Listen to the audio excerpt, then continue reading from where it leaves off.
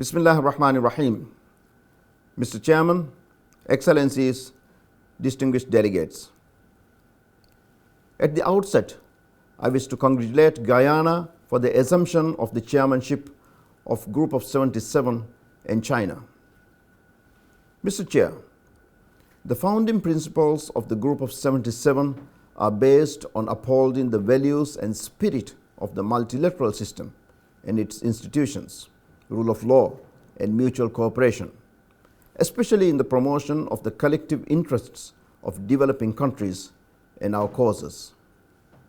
As we cope with the great challenge of COVID-19 pandemic, we are reminded of the noble goals of our group, particularly of the solidarity and cooperation required to recover and build back better. The socio-economic impact of the pandemic is exceptional.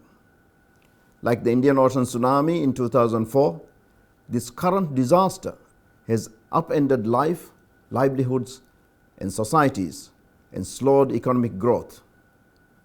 In the Maldives, our GDP is expected to contract by as much as 30% in 2020. The pandemic has also drawn attention to long-standing vulnerabilities of small island developing states, such as the Maldives, to exogenous shocks.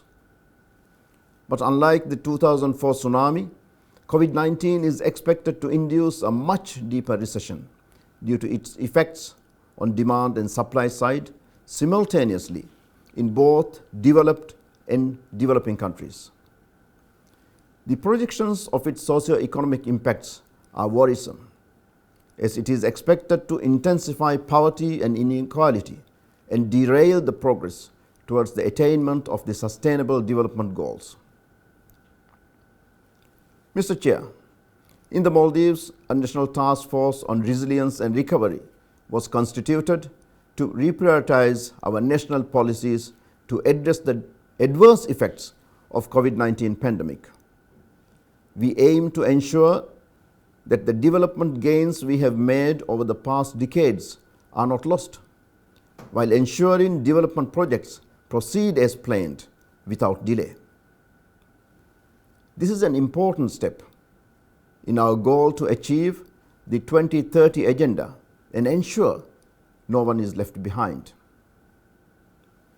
As we embark on a post-COVID-19 resilient economy, vulnerable countries, including SIDS, will require alternative financing options to address physical liquidity and debt crisis. We appreciate the G20's debt service suspension initiative. However, economies will still be in recovery next year. We as a group must urge our friends in the G20 to extend their initiative until the end of 2021. As stated by G77, debt relief support measures and additional financing to developing countries should not be tied to any conditionality. Exploration of structural change and innovative financial instruments such as debt swap mechanisms should be encouraged for comprehensive solutions towards debt sustainability. In order to implement the goals outlined in the Samoa Pathway, 2030 Agenda, and the Paris Agreement, an international climate finance regime that is aware of the unique burdens and risks facing our countries is needed. It must be properly managed and taking into account multidimensional vulnerability index. We must call upon financial institutions and development banks to become more flexible in their approach to concessional financing and embrace their role in creating a pathway to sustainable and climate-friendly recovery. In addition, efforts must be increased to remind our partners in the developed world to fulfill their commitment in providing the 100 billion per year in climate finance to developing countries. I also commend the extraordinary South-South cooperation of the G77 countries in supporting each other and extending financial, material, and technical support during this crisis. Mr. Chair, gender equality is a crucial element for the achievement of sustainable development. In the Maldives, we have taken steps in the right direction. We have prioritized empowering women and youth through targeted legislation and programs. In line with our Domestic Violence Protection Act 2012, the Maldives has enhanced capabilities of our helplines, shelters, and emergency funds for victims and survivors of gender-based violence. We are also running a 2-year-long nationwide campaign to combat violence against women and raise awareness.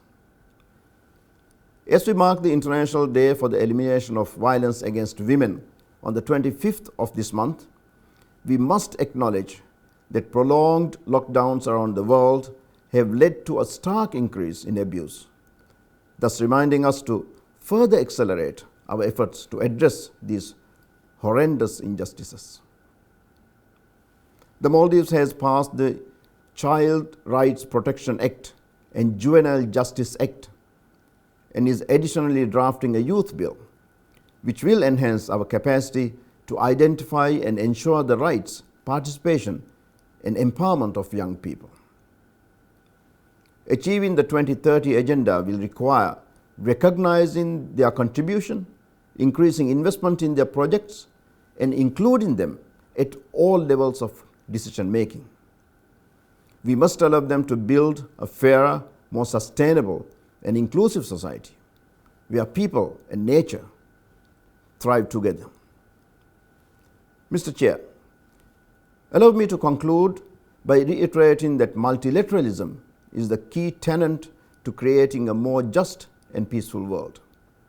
Our commitment for a robust multilateral system underpins the principles of unity and diversity as we aim for a resilient recovery that is fully aligned with the 2030 Agenda. We must demonstrate this unity through collective actions at all levels and with all stakeholders, leaving no one behind. I thank you.